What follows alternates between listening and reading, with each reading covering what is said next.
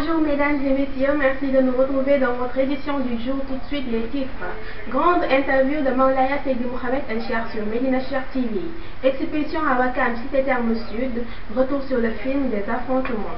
Présidentielle en Côte d'Ivoire, les listes électorales rendues publiques. Guinée, la fermeture de frontières inquiète les électeurs. Débat Trump-Biden, la commission électorale veut revoir les règles des prochaines rencontres. Covid-19, hospitalisé, Trump va très bien selon son médecin malgré les inquiétudes. Tout de suite le développement.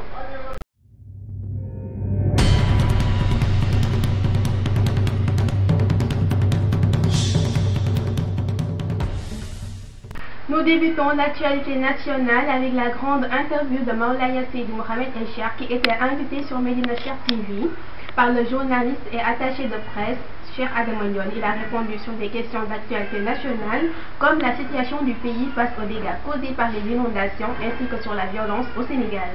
Il a abordé l'actualité internationale en commençant par l'Afrique avec la situation du Mali, la question sur le troisième mandat, toujours avec l'actualité internationale. Il est revenu sur la fermeture des frontières de la Mecque à cause de la crise sanitaire internationale, un an après qu'il soit parti récupérer son essence mystique.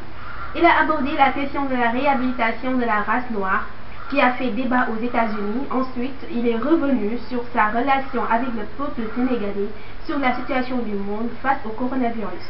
Enfin, il a parlé sur sa mission en répondant aux questions sur le bilan de la grande offensive spirituelle, les défis à lancer, les détracteurs, le début de sa mission ainsi que sur les dates clés de sa mission.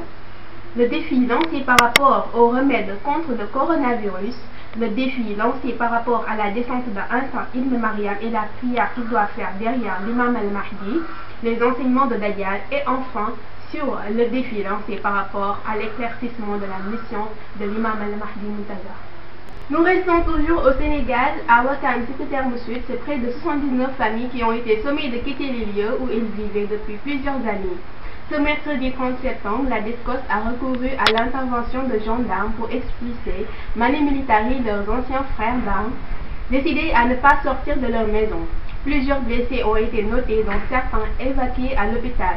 A rappelé que la Cour suprême a tranché le litige autour du titre foncier numéro 1143 NGA 6 à Ouakam, Terme Sud, par arrêt numéro 48 du 26 décembre 2019, confirmant la pleine propriété de la Comico sur l'extrait du titre foncier qu'il a acquis avec frais auprès de l'État du Sénégal le 6 octobre 2008. Le chef de l'État n'est pas insensible à l'affaire du déguerpissement et d'après les informations du quotidien L'Observateur, Macky Sall va réagir dans ce dossier qui implique au premier plan l'armée sénégalaise.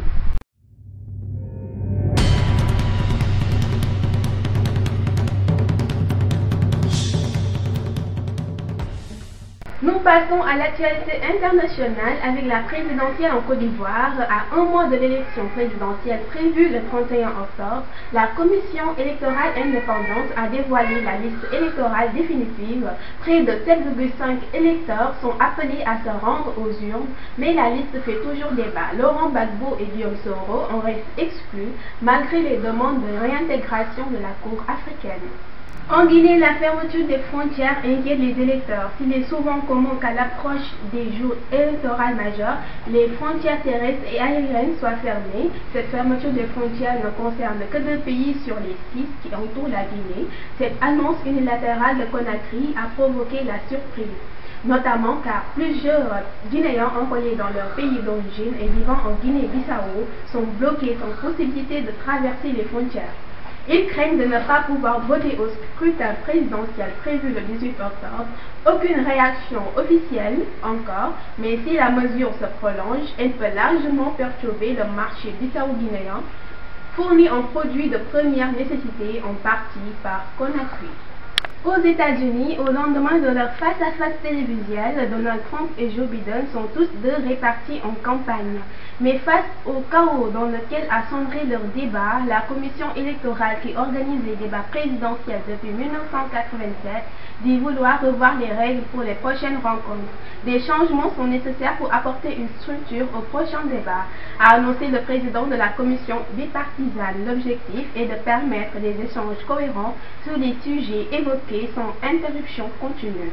On ignore encore quelles seraient ces nouvelles règles, mais certains commentateurs suggèrent de donner la possibilité aux modérateurs de couper tout simplement le micro du candidat qui ne respecterait pas le débat.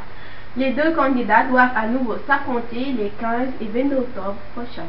Nous restons toujours aux États-Unis. À un mois tout juste de l'élection présidentielle, la campagne est comme figée. Vendredi, Donald Trump lui-même a annoncé qu'il avait été testé positif au Covid-19 ainsi que son épouse Melania. Et ce samedi 3 octobre, le médecin de la Maison-Blanche, Tim Conley, a donné des nouvelles très attendues de l'état de santé du président américain. Il a assuré que le président américain va très bien, qu'il n'a plus de fièvre et que ses symptômes se réduisent, alors que ce dernier a été admis vendredi soir à l'hôpital militaire de Walter Reed dans la banlieue de Washington. C'est tout pour cette édition. Place maintenant à Cher Samba pour l'actualité sportive. Quant à moi, je vous donne rendez-vous très prochainement.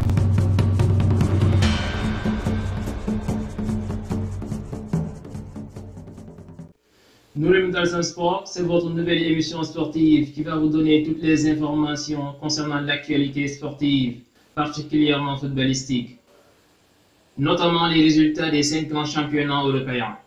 À noter que nous sommes dans une période post-Covid, tous les championnats ont repris.